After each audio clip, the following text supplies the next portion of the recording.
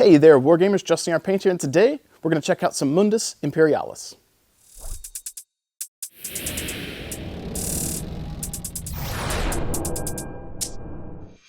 As we get started today, I'd like to thank you guys for tuning in. If you are new here, please alpha strike that like, subscribe button, and if you're a returning viewer, thank you so much for tuning in to continue to help support what I do. That said, I'd like to give a big shout out today as we get started to Thunderhead, Chris, for continuing to help support my channel. Really cool guy, and we've been working with him since kind of the inception of what he is doing, and he has continued to help support what I'm doing here, and without him, I would not be getting these free products to review, so I appreciate that, and I'm a smaller channel, so it's really nice to have that connection and have that support from him, so thank you so much, Chris. I appreciate that. Secondly, I would like to thank Battlefront Miniatures / Gale Force 9 for helping facilitate getting these products to me as well.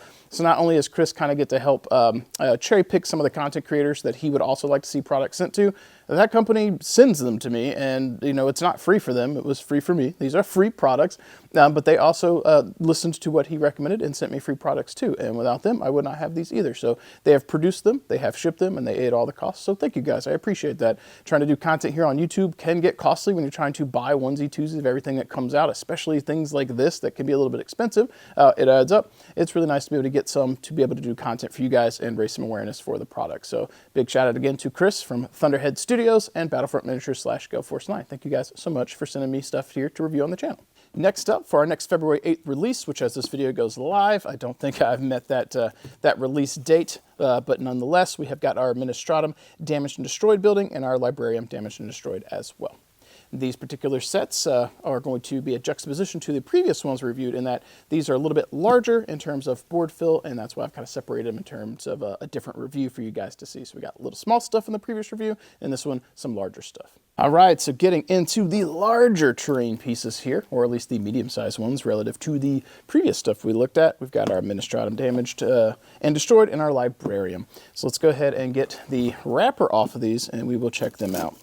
Now, as I mentioned in the previous review, I don't have a price point on these. It may be on a website for sure, but I don't know exactly what these cost. The invoice I was sent with these was set at $0, ostensibly because they sent this stuff to me for free, so I'm not sure exactly what the price point is.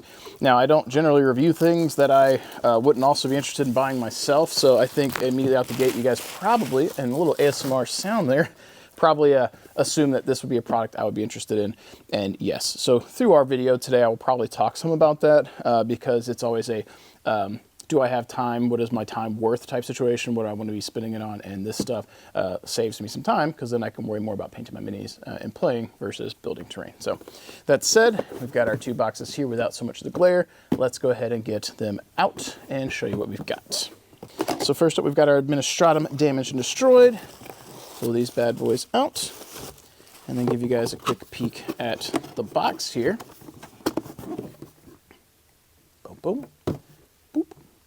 And as I've showcased in previous videos, they have done a good job getting Thunderhead's branding on here as well. So big shout outs to Chris and his designs, and I love that he has gotten into doing something that works well with 40K and not just Battletech. Granted, we're reviewing this within the lens of a Battletech player, Alpha Strike specifically, but the fact that he's branched out from just doing Hextech stuff, which caters more towards classic Battletech and something that works with definitely more mainstream company relative to CGL, because Games Workshop is the top dog on the block here in terms of market share. Him getting into that is really good, and I'm very excited for him. So hopefully he continues to do well, and I wish him all the best with his growth, which is also good for the channel because the more terrain options that there are out there, the more things I can use to outfit my battlefield and change things up for you guys who watch the channel.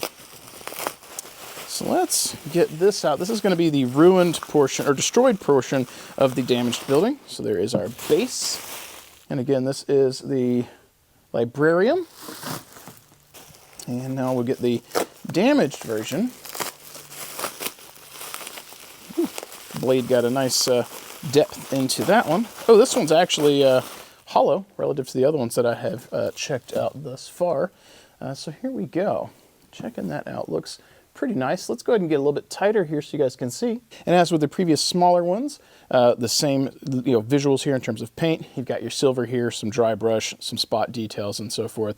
And it looks really good in my opinion right out of the box. Nothing super fancy. You could do some updates yourself to spice it up a little bit. Do some washes on the metallics, which would be nice. Maybe hand paint some of the stained glass here if you want to. Do some ooze or something on the pipes. And if you're really feeling fancy, you could Probably spray this with gloss varnish, hit it with the oil wash and grime, clean it up using that Dirty Down stuff. If you're not familiar with that, you should check it out on the Googles. And then hit it with some matte varnish, and this will just look popping really nice with minimal effort. But right out of the box, personally, I'm not going to do any touch-ups on this. I think this is good enough for me, but I really like that. It's a nice, it's actually a little bit bigger than I thought it was going to be. When it comes to hobby tools and paints, Monument Hobbies has the best in the business. Their Pro Acrylic paint line offers unmatched coverage and vibrant colors, perfect for all of your miniature projects. And with high quality tools to match, you'll always be ready to create. Save 5% on your order with the coupon code ARMEDPAINTER. Elevate your hobby game with Monument Hobbies. And then we've got our ruin here. Now in the previous video, I did discuss how players might take issue. Actually, I think I just called this the wrong one. That was not the Librarium. This one is the Scholem. Looking at the wrong box. Anyways, looking at the, that is not the Scholem. My goodness, sorry. This is the Administratum building. My goodness, my goodness. I had talked about the nomenclature here with fully painted buildings. If you are buying these, just drawing attention to the fact that this is more of a building and this is your ruins. They probably could have listed that as 2 fully painted terrain pieces or terrain features, something like that. To some people, this isn't going to feel like a building. I get why it's worded what it is. This will feel like a building. So just be aware if you're watching this, this is what you're getting. I don't think that that's necessarily the worst verbiage ever, but I like to be honest and give people a pretty good idea of what they're getting into. So this is the destroyed building here, basically the footprint, which will line up almost perfectly with this one here. Boom. So this is going to work really well twofold. 2 pieces of terrain for your gaming table, or you can run this as 1 feature here for games of Alpha Strike, and if you're using the destroyable terrain rules, then when this one gets damaged, whoosh, replace it with this bad boy right here, so you can have something that's a bit more thematic for your campaigns and stuff if you want to. But if you're on a budget, which I would say I'm on, boom, 2 pieces of terrain to outfit your table. That said, let's go ahead and shift over here and check out our Librarium this time, since I kept getting confused as to what boxes I'm grabbing, which is what happens when your whole table is covered in boxes. Pop that open.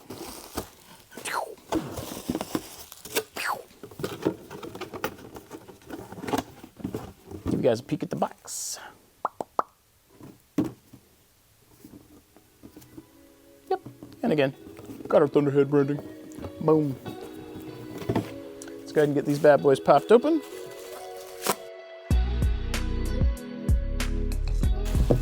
Boom. 1 piece. Not the anime. All right, and 2 piece. So this one in particular, checking it out. Some good candidate for some OSL art there. Those look like little heater vents or something, or some grime. Definitely could benefit from a little bit of a wash up here. You can see this is basically kind of overbrushed. Putting a nice dark brown wash on here and dry brushing over would give you a little bit extra. And the same thing in terms of the silver. You could wash that if you really want to. Am I going to do that stuff? No.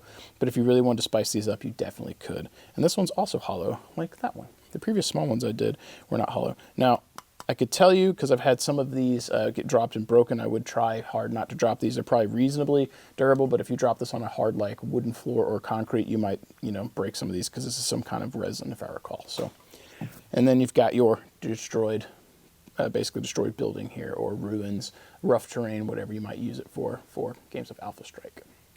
Now, the footprint here is very similar. Almost identical. So if you're playing those campaign games, you've got your damaged building, and damaged building turns into destroyed building. So you can use this to make your games feel more thematic and utilize the campaign system in the Alpha Strike rulebook for Battletech Alpha Strike.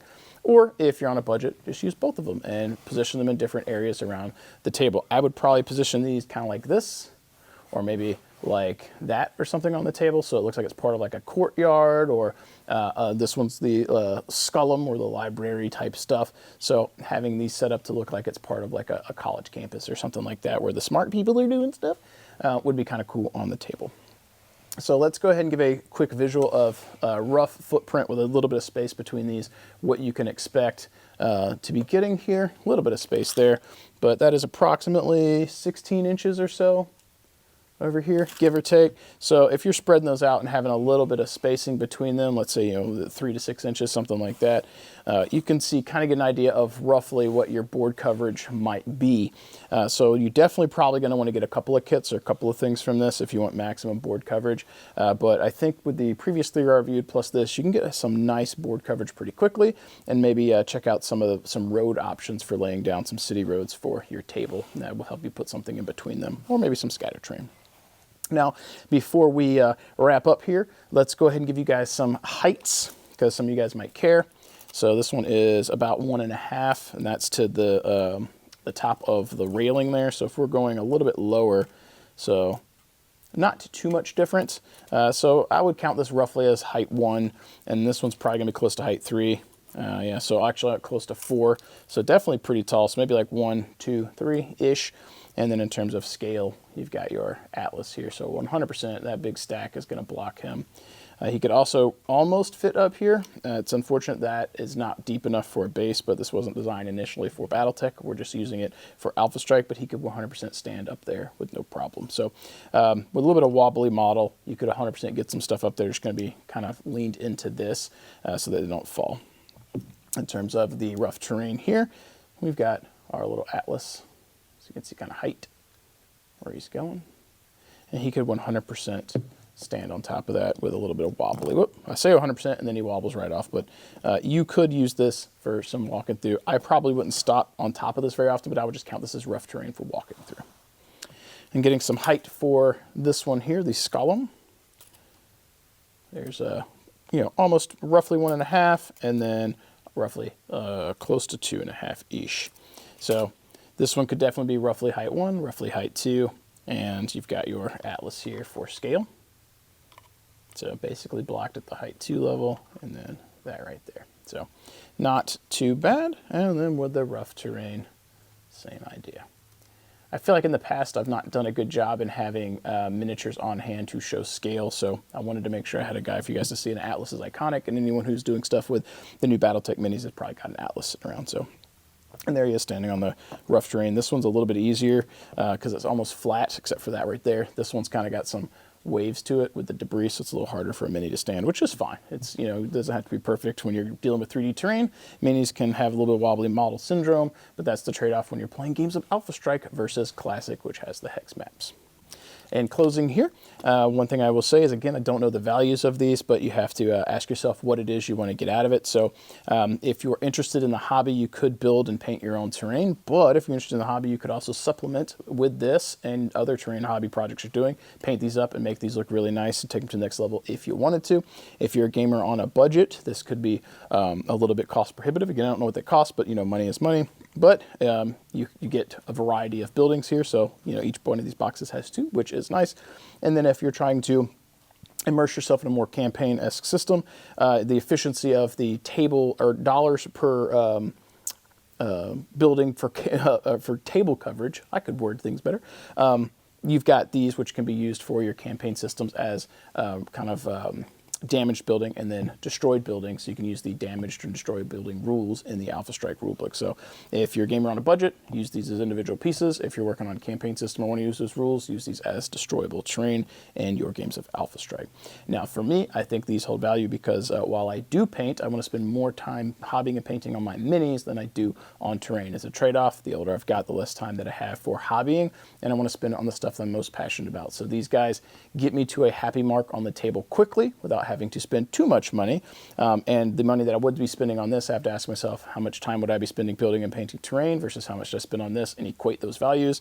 And for me, this becomes an easy purchase if I wasn't getting them for the channel already, because I don't have a lot of time for extras. So being able to spend money on this means that I can spend time on other stuff because I have some hobby dollars but don't have a lot of extra time. So your mileage may vary. Hopefully this was useful for you. I'd like to thank you guys for hanging out with me today. Hopefully you found this first look at the Mundus Imperialis terrain useful for you, and if not, sound off in the comments below. Is this going to be a instant pickup for you, a pass, or are you somewhere in between? I'd love to hear your thoughts, your critiques, your concerns, anything at all. I know some of you guys might be using this for your games of Warhammer Epic, whatever they're calling it now, but if you're watching the channel, honestly, you're probably a Battletech fan, so this might resonate with you from the Alpha Strike perspective. In either case, I'd love to hear what you guys think and what you have to say. That said, folks, that's all I've got for you today. As always, keep painting your models, keep rolling your dice, and I'll catch you guys next time. Thank you so much for watching and being here with me today. I pour a lot of time and passion into every video, and I genuinely hope it adds something to your hobby experience. If you've enjoyed today's content and want to see more, consider supporting me over on Patreon. Every little bit of support helps fuel what I'm doing here, and it truly makes a difference. Whether it's a few dollars or simply sharing the channel with others, your support means the world to me and allows me to keep doing what I love and hopefully inspiring you along the way. A huge thank you as well to all my sponsors, Monument Hobbies, Fortress Miniatures and Games, Baron of Dice, and Deathra Designs as well. Their backing is vital to the channel, and if you're in the market for top quality paints, miniatures, dice, or terrain, please check out their links below. Not only will you be picking up some great products, but you'll also be supporting this growing community we share together. Thank you so much for watching, and for your time, and for being a part of this journey with me. As I sign off today, let's go ahead and highlight some awesome patrons who are helping fuel this journey we're on together and helping keep things going.